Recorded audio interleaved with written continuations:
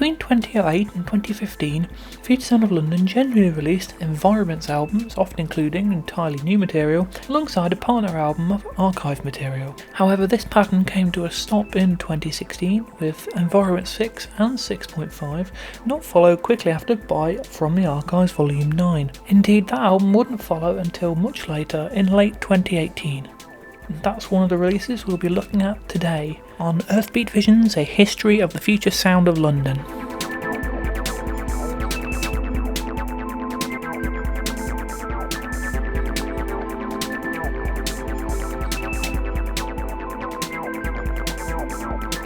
The Future Sound of London, From the Archives Volume 9 / Archived 9. Release date 27th September 2018. Quite a lot of Dougans Cobain tracks over the years have been released under different names, hence me often mentioning an also when I come to each individual track. This is the first time, however, that an album has been released under two names. Archive 9 brings further treats from the mammoth FSOL archives, this time ranging from the early 90s right up to recent times. 17 unreleased tracks woven together to form 60 minutes of mind-bending sound experiments, from light to darkness, from forests to deserts, onwards. The first rumours of a 9th archive, other than general fan suspicion that the series would never end, came from June 2017's calendar track Shrinking World, which was announced to be from the album. It didn't end up on the album, which fits in with the typically unconventional manner of spreading news of the record's impending release. The CD's on-body design appeared in Ramblings of the Madman Volume 1 a year before release. Then, two outtakes from the album, Memories of a Yesterday and Transmission Edit 6, then appeared on the 2018 calendar album, causing a touch of confusion about how an album of outtakes could have its own outtakes. This was clearly a sign that the From the Archives albums were considered proper albums at this point, rather than collections of oddities that they started out as. A brief video appeared on YouTube to promote the release, albeit without any material from the album itself, although including some nice footage of the new spiky model, and seemingly every online store was offering a different release date at one point. It came out earliest on FSOL Digital as ever. While none of those calendar tracks appeared on the album, 3 pieces from the calendars did. I'm not generally in favour of this, considering the From the Archives albums to be albums of previously unreleased material that didn't make it to whatever album was being recorded at the time. If there are tracks that are already released on other records, then they shouldn't be on an archive at all. I'm also not particularly fond of double dipping. It's an incredibly small bone of contention I have with some FSOL digital releases, in that I don't really like the same tracks appearing on different albums. Again, this comes from the 90s era when it's extremely rare, even in the form of singles, that an album track would appear on a single and a track would appear on various different releases. The idea of FSOL creating sound worlds means that this kind of format doesn't quite make sense. Further crossovers come with the vinyl and CD editions featuring different tracks, with 5 CD exclusives and 2 vinyl exclusives. Happily, FSOL digital purchasers receive all tracks digitally regardless of which physical format is purchased, although that doesn't appear to be the case on Bandcamp. Unlike on Environment 6+, the difference in the track lists is taken a step further here, with the second side of the LP featuring a very different running order to the CD edition. Unusually, one of the calendar tracks, Propagate, was released the year before as a Humanoid piece, and has been reissued under that name twice since, making From the Archives Volume 9 its only appearance as FSOL. Otherwise, the music's all completely unheard, with only Oshia being familiar, having been played on the second Touched Music FSOL night 2 years prior. There's no known ISDN transmission pieces, there aren't many left at this point, and as with Archived 8, the majority of the tracks are very hard to place. The blurb's confirmation that some of the pieces are recent is welcome, although unnecessary, as there are some blatant Environment 6 outtakes on the album, and most fans have been pretty much aware that this has been a regular practice since From the Archives Volume 7. Almost everything else, however, sounds like it could have come from the few years prior to the record's release as well. Perhaps unsurprisingly, only one track on the album, Osaka Traveller, exists in its original form, with every other older piece enhanced at least a little. With the 2016 onwards bleepy IDM sound present on many tracks, some heavily textural environments, much like the more ambient pieces on archived environmental views, and the Ramblings EPs, a track developed concurrently with the late 2010s Amorphous sessions, and even the first Fuse track on an archive album, it's yet another in the series that could really pass for a new album, should they have wished to release it as Environment 7 or give it its own title. Brian confirmed that several of the tracks date to the pre-Lifeform sessions, which is remarkable given how contemporary the album sounds. Atmospherically, it combines some of the cold brutalism of Archive 8 with a touch of Environmental's chilly starkness, albeit a number of louder and harsher tracks than those two, adding a more urban sound.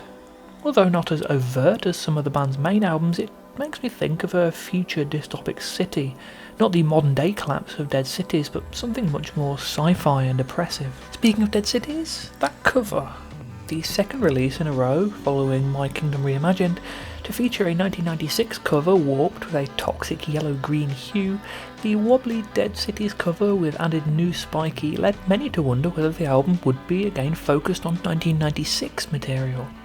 This clearly isn't the case, although there could be material from those sessions in there somewhere. It certainly remains unidentified if so. For the first time, the band name appears on the front cover, but not the title. With the digital version and all promotion calling the album Archived 9, it was quite a surprise to receive a CD called From the Archives Volume 9 in the post. Even now, the Bandcamp page is listed as Archive 9 with the CD on the same page called From the Archives Volume 9. I suppose at this point there's no point in even being surprised. Brian once again claims that the title is at least partly trolling. The booklet has some fitting imagery, including a chopped up version of the Vit and Time Machine image from the Archived 8 booklet, overlaid with curves, hexagons, earthbeat, herd killing and globules emblems, as with most releases. The disc art on page 3, unusually, a mirrored spiky picture in the centrefold, brutalist concrete structures, once again featuring spiky, and a grimy looking underground space with the water damage effect over the top. The last image also forms the back cover with the EBV, Herd Killing and Globules logos beneath the track list and credits. Underneath the CD is the bridge image from Dead Cities with the 5 logos on top. The disc and record labels are a return to the design of the first 4 volumes, with the full spiky wireframe image and title, albeit in black. The EBV logo is present. CD-wise, this is the 5th album in a row to feature the same design on the spine, which is a record. Once again, Yage is listed before Boogie in the art credits. Alongside some obviously archived images, the general back cover design with the water splatter effect and the layout suggests that this may have been put forward as a potential future album art image by Boogie before he largely disappeared from the FSOL fold. The LP edition lists photographs of an object as track B3, however Propagate is actually present on the album. At one point in my life, lists were incredibly important to me. I had dozens and dozens and dozens of notepad documents on my computer listing my favourite this, that and the other, mostly music based but also comedy shows, films, moments in my life, other odd bits and bobs that might have just popped up in my mind. I knew exactly which albums I preferred to which artists were my favourite and in which order they all came. These days I find that pretty hard to do. It's probably a mixture of having an overwhelming amount of stuff in my head, but also gradually teaching myself to be more mindful and not compare and continuously overthink. Still, if I were pushed, I'd say From the Archive Volume 9 is probably my favourite archive release to date. It might not have quite the stylistic consistency of the magnificent Volume 7, but track for track it's by far the strongest. Something about the dark sci-fi kind of atmosphere really appeals, especially in the context of the run of more earthly albums that have come before this one. Also, I always find War Machines just sticks out like a sore thumb on Archive Volume 7. And, as previously mentioned, other than possibly a Saga Traveller, if this had been released as Environment 7, nobody would have thought any more of it. Its release actually came almost 2 years after Environment 6, the longest gap between an Environment and its following archive, suggesting the early FSOL digital release structure was finally at an end. Along with the album's main release, 7 test pressings were sold through FSOL Digital in signed anti-static sleeves with generic FSOL Digital covers featuring 3 logos. O'Shea. O'Shea. Sometimes you get a track that really stands out as a classic from the word go. Since its appearance on Touched Music FSOL Night 2, O'Shea has been a loved track, with that preview getting some wonderful responses and the piece being incredibly popular on release. I can't work out if that main riff is a sampled guitar or a synth, but it's a gorgeous loop that plays throughout the piece with a gentle drum and bass style beat behind it. Just after the halfway point, thick analogue synth arpeggios come in and feeling much more at home in the late 2010s than the rest of the track, suggesting that this is an old piece with newer synths added. With the tracks fade in and high energy, it starts Archive 9 off on a wonderfully exciting note.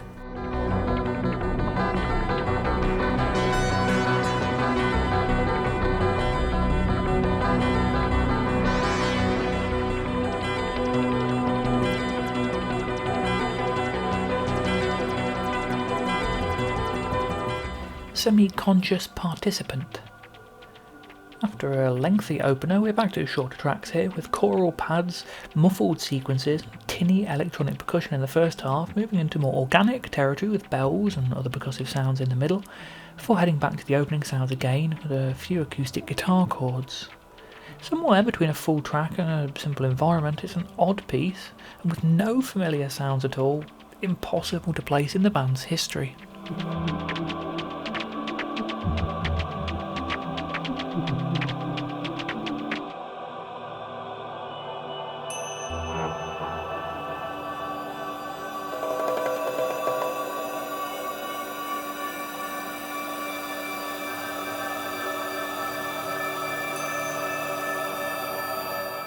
Silent Midnight.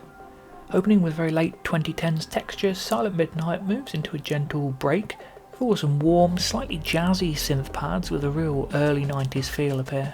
Given that quite a bit of Archive 9 originates in the Lifeforms and pre-Lifeforms era, these pads and possibly the beats could well date to them, with the rest of the track likely added for the album. It has a mellow, almost dreamlike feel to it. A brief closing environment features what sounds like a quiet city sound in the background.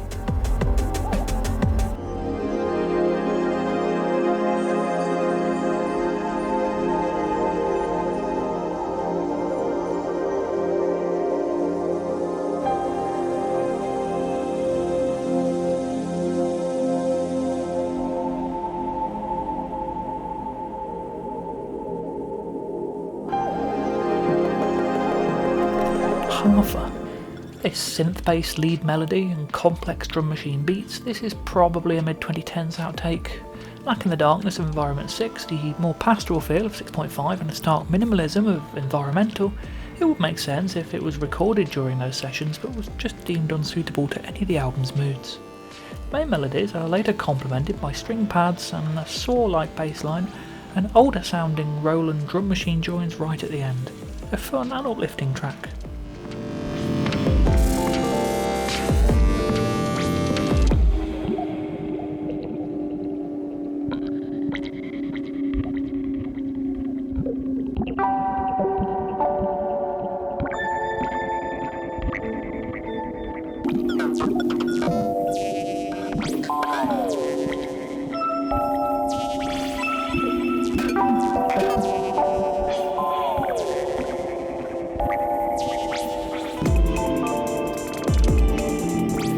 Embodied.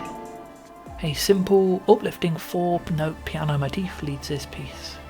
Occasionally punctuated by melancholic flute melodies and backed with big analogue synth pulses, it sounds very much like an Environment 5 piece, more than a touch of somatosensory to it, and as the big synth chords come in, that album's emotive sound is recalled.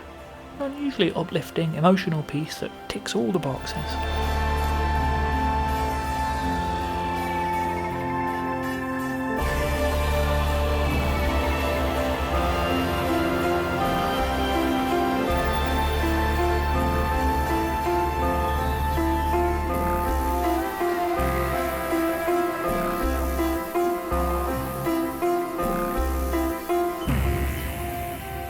Supertide.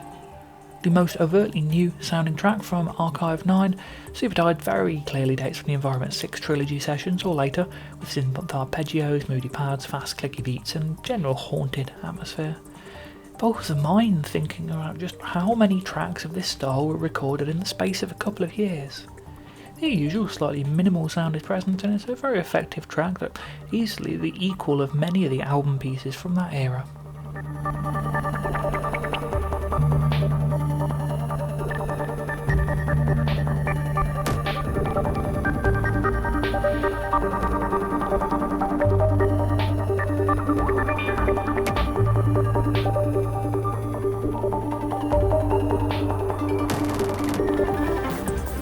Without You, It's Meaningless.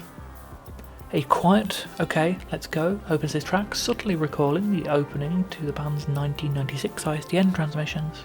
Only a matter of weeks before the release of Archive 9, Gaz shared a video on Facebook of a session he recorded with Jared Gosling of I Monster and Regal Worm, with them working on a track for the forthcoming Amorphous Androgynous album. There was some surprise then that an alternate take of this piece ended up on Archive 9 at the end of the year. Of course, the Cartel albums and Environment series had already shared material, so it's perhaps to be expected that the two projects would continue to feed into each other. This definitely places Without You It's Meaningless in the new category, although quite when it was recorded and for what album remains unknown. There's more than a touch of Environment 5 to its bold synth melodies, rolling breakbeats and big rich emotive tones, but the FSOL digital era remains much more of a mystery than the Virgin period in terms of albums having individual sounds and the development of production techniques and reuse of samples, so who knows. Either way, it's one of the most uplifting and joyous tracks in the whole of the history of the band, and appears to be the fan favourite from the album.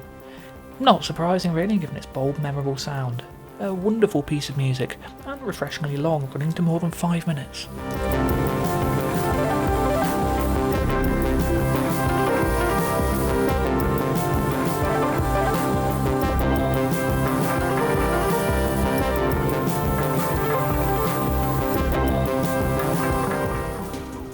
Osaka Traveller, the only 90s track on Archive 9 to be released in its original form without any enhancement.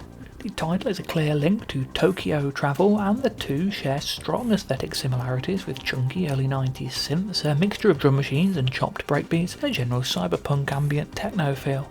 Fittingly, given its origins, it's also the only piece on the album that doesn't sound like it could have come from one of the band's 2010s albums, although its strength as a piece of music means it doesn't stand out awkwardly on the record. This early Tales of Ephedrina sound is not especially like anything on the band's main albums. They'd clearly moved away from dance music but were yet to perfect their sample-forward approach at the time, and it's easy to wonder how many similar tracks exist in the archives. Certainly some more have come out on Pulse 5 in the intervening years.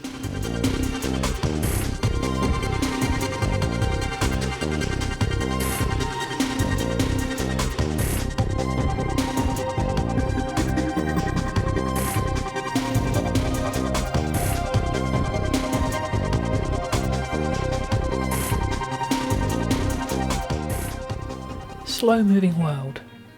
A guitar-forward ambient piece with at least 5 different guitar tracks in there, and thus clearly hinting at 21st century FSOL automatically. Slow Moving World also throws in synth notes from Antique Toy, posing the question of whether this is an updated archive piece, or a newer recording with some cheeky nods to the past, or whether it's an uncharacteristically guitar-forward track from the 90s. Breathy voices close the brief piece.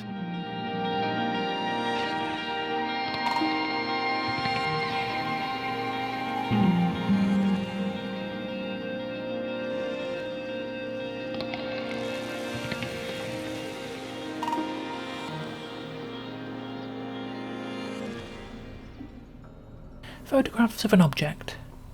An ambient track that feels like an extended environment. Some long synth pads, lots of field recordings, bells and other undulating sounds, as well as occasional percussion, some flute notes and reversed voices. It could just as easily have come from archived environmental views as a 3D headspace tour transmission. The final 20 seconds acts as a fade into the following piece.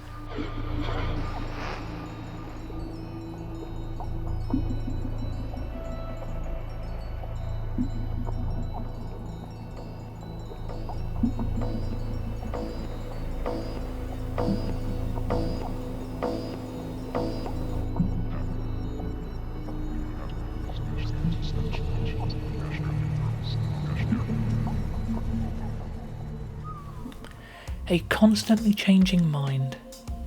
One of the more obvious, enhanced older tracks on Archive 9, Constantly Changing Mind features some very Environment 6 sounding synths over chopped up breaks and electric bass, which are very reminiscent of several 90s tracks. The acoustic guitar melodies could come from either era. Each instrument is incredibly well spaced in the mix, leading to a vast, airy feel that suggests a huge, wide open space.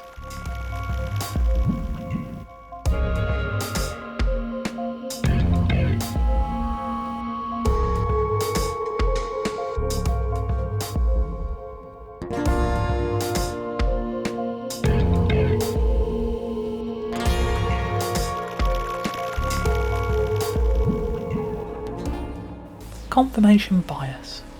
With a title referring to the idea that circumstantial evidence can appear as proof if we are predisposed to be looking for a specific outcome, confirmation bias feels like a very fitting name for these conspiracy theory-laden post-truth times. The track itself features some dark synth stabs, acoustic drum loops and layers of heavily reverb-laden samples. It could be an ISDN era track originally. The claustrophobically dark feel of it is classic ever so well, without feeling at all out of place in 2018.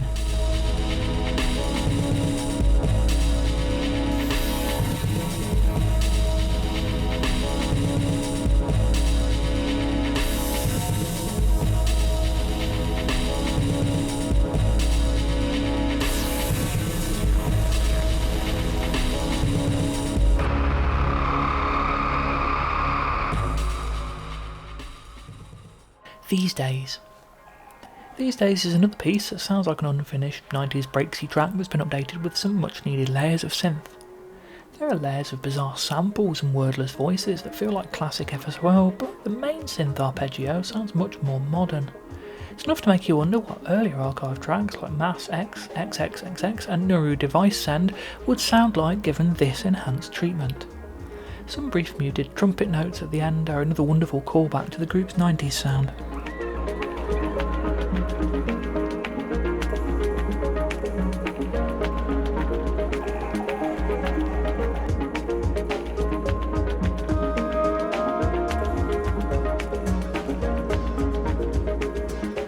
Extruded.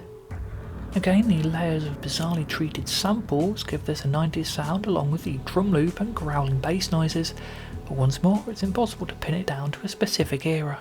The second half features growling synths which are quite likely more recent additions, and develop things from a simple outtake to apocalyptic heavy electronic bleakness.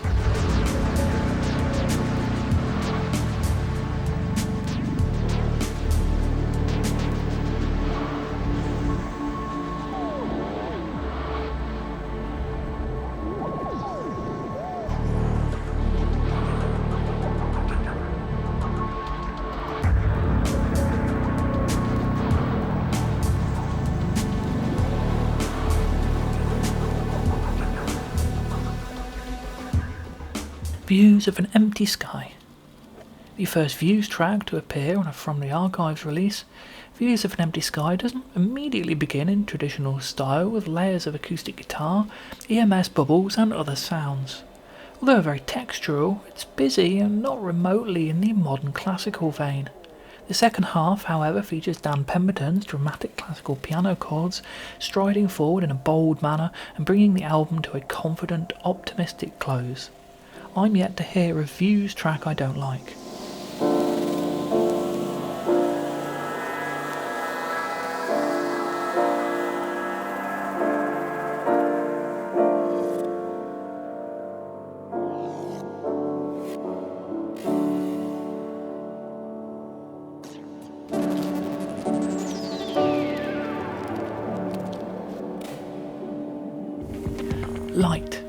Light first appeared on the 2018 calendar album in an alternate mix with a Greek title, also meaning light.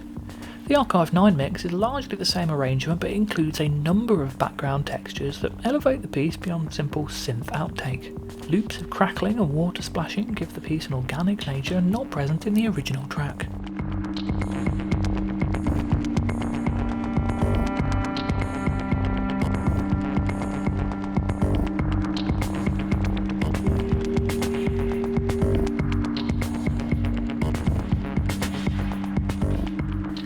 Plenary.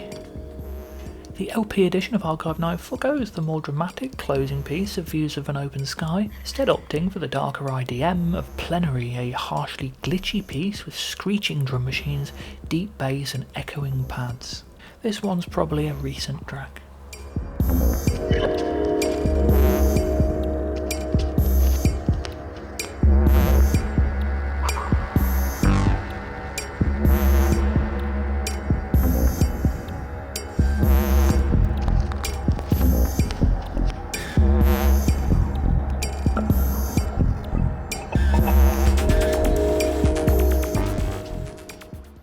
Humanoid 30303 EP. Release date 1st of November 2018. What the fuck is this EP called, really? Digital versions are tagged as 30303 EP. Bandcamp and the 12-inch say it's Stacker Humanoid 30303, or the Bandcamp 12-inch is listed as 303030. I really don't know. This and Archive 9, there's just too many daft names going on here. Okay, so the history. To celebrate Stacker Humanoid's 30th anniversary, it was re-recorded by Brian into a new breaks piece, with 2 new tracks as B-sides. Given the very gradual reappearance of Humanoid in the FSY digital catalogue at this point, with a couple of fairly complex acid tracks, as well as some IDM pieces on compilations, calendar albums and remixes, the very old-school approach of this EP was unexpected. The artwork's odd. All the 12 inches labels include a couple of great graphics mangling late 80s Stacker images into more modern imagery, both sides featuring the now common 5 FSR digital logos. The disco bag the record comes in is plain red, understandable, but with the barcode and catalogue number exclusive to the release, which begs the question, why not go further and actually create a picture sleeve? Garry is credited for composition on 2 new pieces, which is curious, although likely to be a joint songwriting credit rather than an indication of its actual presence on the track. It's a decent EP and, very importantly, the first physical release of new Humanoid material since the 1980s, which is something worth celebrating in itself. As ever, FSR Digital sent the records out first, with copies shipping more than 3 weeks before the general release date. If there was a point where I noticed a significant change in fanbase history, it would be this EP. 2 new Humanoid tracks on a 12-inch should have been a huge and exciting moment, but thread on the FSY board received 6 replies. The forum's interaction levels had been dropping for some time, but this was the first time I noticed it being a real issue. The rise of social media had a huge impact on fanbases and forums, and FSOL has taken the toll as much as any. Stacker Humanoid, also known as Stacker Humanoid 30303, a breakbeat version of Stacker Humanoid featuring the Amen break. Sure, there's anything else to say about it at all. The final minute features the synth line an octave above the original, but that's something. Otherwise, it is what it is. A fun update, although nothing will ever top the original. Scatter. If you're going to follow a breakbeat version of Stacker Humanoid, why not do it with a track that sounds like a breakbeat version of Stacker Humanoid that's been ground into the mud? Running at about half the tempo, Scatter features a similar acid line, much slower breaks, and a slowed down version of Stacker's tambourine line. It's a dirty, grimy version of the piece that takes the original track to places that could never have been imagined in 1988.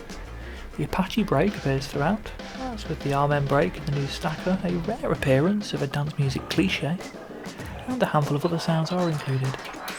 On the whole though, it's just a fun bit of grungy breakbeat. Blunt.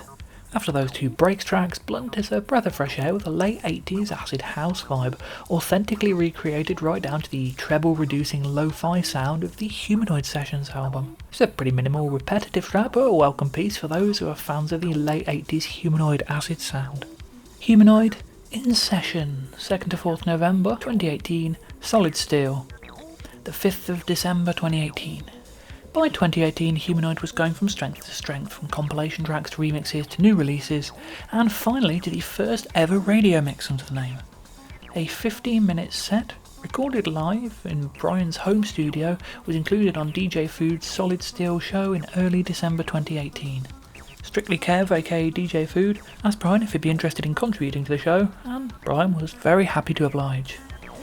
They're coming from England and their style is acid house. Well, That's why enjoy Humanoid.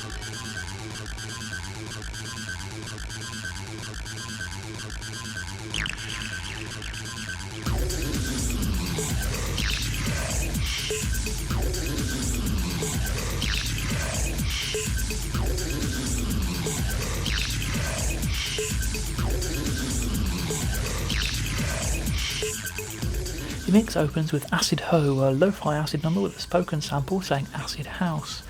After a number of fairly complex IDM pieces released as Humanoid, the Humanoid Sessions style of the mix was a bit of a surprise to fans who weren't expecting something with such a straightforward 80s acid sound. The track leads straight into Spore, which continues with the sound. The less acidic Point Cloud carries on with the same tempo, and Co-Pilot returns to acid and opens with an FSOL digital sting. An almost funky reworking of 808 State's classic Flow Coma continues, a piece that a lot of fans expressed a desire to see released and would eventually get several years later, one that also reconnected Brian with his former Manchester acid pelts 808 State, and the mix closes on Farpoint. To date, 4 of these tracks have been released, leaving Acid Ho and Point Cloud exclusive to the mix. There's no bootleg of the show widely shared, but it does appear between 30 minutes 50 and 45 minutes 30 on the show, hosted on SoundCloud by Ninja Tune.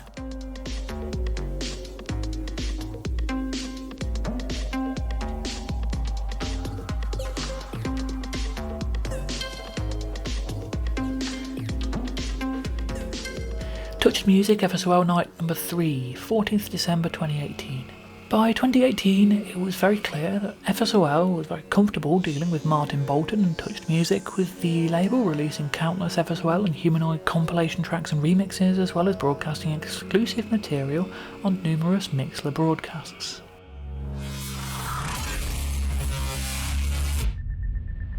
You are listening to a test transmission for a new form of information transfer. Not only are you receiving audio, but you are also receiving image and text data. Test transmission beginning. Start program. Please stand by for visual data 1. Copyright has been retained in the sound and visual. Okay, so I'm not going to be overly nostalgic, especially given how much I've gushed over most of the Environments albums, in terms of track-by-track quality, as well as creation of the visceral musical atmospheres. FSOL in the late 2010s are just about up there with FSOL in the 90s, really, for me, in terms of music. But the use of that spoken sample from the Kiss FM broadcasts and 1994 3D Headspace tour is quite painful to hear, just as a reminder of how staggeringly cutting-edge Brian and Gaz were in the early to mid-90s. How they were pushing the ultra-media approach, radio and internet transmissions, predicting streaming, and doing so 20 years before it was commonplace, on a major label with hundreds of thousands, if not millions of people at their mercy. I couldn't tell you what is cutting edge in terms of broadcasting music in 2025, because it all seems to be done. An album can be completed and broadcast immediately over social media to millions of people if the artist is well known enough. This is what the band were aiming to do in the 90s, and it really makes me sad that they aren't recognised for their forward-thinking vision before this technology existed. And although I'll never criticise Gaz for finding a path in his life that makes more sense to him, and it was very clear that in the mid-90s he was actually quite unhappy with the way that things were working with FSOL, spending all his time in the studio cut off from the world, there's always been a bit of a hole that FSOL could have filled as the first group to take on that online live streaming act in the early 2000s. An online stream of a mix to a few hundred listeners on a small DIY label in 2018 is a truly wonderful experience for the fans present, especially with Gaz giving daft commentary in a Mixler room while Brian provides me with more reliable info to pass on to the chat. But at the same time, the opening sample feels like this should have been something that bit more. No shade to Brian or Gaz or Touch Music, but reminders that FSOL just are not as big or acclaimed as they deserve to be are always a bit difficult. Cool, I'm gloomy today. I suppose that's what happens when you're a fan of a group who are the most forward-thinking visionary band of their time, with major label budget behind them, and they end up simply being an exceptionally brilliant musical group without quite so many opportunities. Anyone else in this situation would still pale in comparison. Anyway, to the mix of the show. It opens with a 2-hour-long mix by FSOL, which is a hell of a gift for a free broadcast. They're not getting paid by a radio station to do this. First track of the mix previews the forthcoming Yage 2019 release, an album that would have been at the pressing plant at this point. Followed by a piano, synth and violin track, which features sounds from Dreaming with the TV On and Ritualized, both of which will be released later, and continues with Dreaming of TV On's vibe when the drums come in the second half. Clearly a darker piece derived from these same sessions as those, it's an excellent piece and a real sign that some version of Dreaming with the TV On should get a much more wide release. Anyway, that's something I'll get to in a few videos' time. It's followed by a snippet of the What About the Forest silent running speech from the 3D Headspace tour, followed by an EMS piece believed to be from the forthcoming Symphony A album Octagon Trees. 7 years later and still no sign of that. More synth sounds and answer phone messages follow before the mix heads back in time a little with 1996's Max. The next unreleased track comes in the form of a dark hip-hop-ish instrumental which doesn't really sound like anything else. After another Synthie A piece, things revert to answer phone messages suggesting that Brian had maybe been listening through old tapes at this point. Then the first appearance of I Can't Find You, followed by Fat Cat. The mix of various eras of the band is something that's only really happened in the FSOL digital broadcasts, and this is the first time a proper FSOL mix has contrasted completely new recordings with pieces from 25 years prior. For me, this is a bit weird given my own perspective on each album having its own contained world. Yep, that again. This is no doubt a ridiculous fan thing, however. After an unreleased environment and the then unreleased Closure, Dirty Shadows appears in full before a couple more exclusive tracks, You Will Forget About Me and Organic Weapon. 2 new Yage tracks appear afterwards, both being more traditionally electronic than one might have expected from the largely tribal sounding Yage of the FSOL digital era at that point, followed by the now familiar University Challenge sample. The second hour of the FSOL mix features plenty more exclusive tracks. Humanoid's Tiny Machine Birth appears for the first time here, as does FSOL's Optical Overspill. Alternate versions of Viewed from an Obscure Angle and The Big Blue follow, the former feeling much more fleshed out than the album version, the latter a little bit more electronic, with synth arpeggios and stuttered electronic beats at the fore. A handful of still unreleased tracks appear in the mix, including a down-tempo ambient breaks piece, a complex IDM track Gaz jokingly referred to in the chat as Self-Flagellation, a cover of Kiss FM transmission favourite The Last Day by Diff Juz, a fairly authentic cover but not what one might have expected from the band in the early 90s, several unknown environments, a 1992 trance techno track and a very creepy, ghostly piece for piano, record crackle and whistling. Following the incredibly generous 135-minute FSOL mix, Martin threw in a few favourites, opening with a track totally unrelated to FSOL for some reason, followed by a run of recent FSOL tunes and closing on a classic. The 12th volume of the Electric Brainstorm series was known to be coming before this night, and I might have preemptively guessed that the FSOL mix on this transmission was EBS 12, leading to some recordings of the broadcast occasionally being labelled as Electric Brainstorm 12. Whoops. There's never been an official release of the FSOL mix, and undoubtedly several of the tracks will go unreleased and maybe even unknown forever. A copy has found its way onto Mixcloud and YouTube. And on that note, we reach the end of 2018.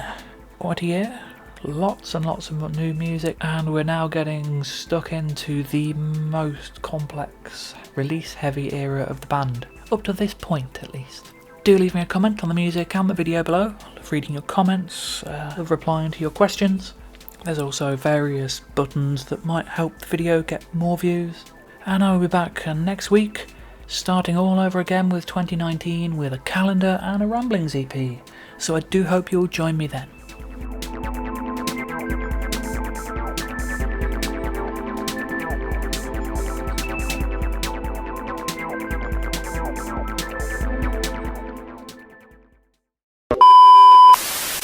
Enough to make you wonder what earlier archive tracks like Mass XX, XXXXXX, oh god, how many X's are in that?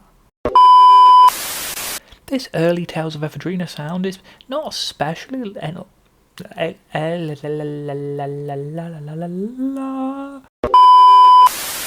more than a tut. More Anyway.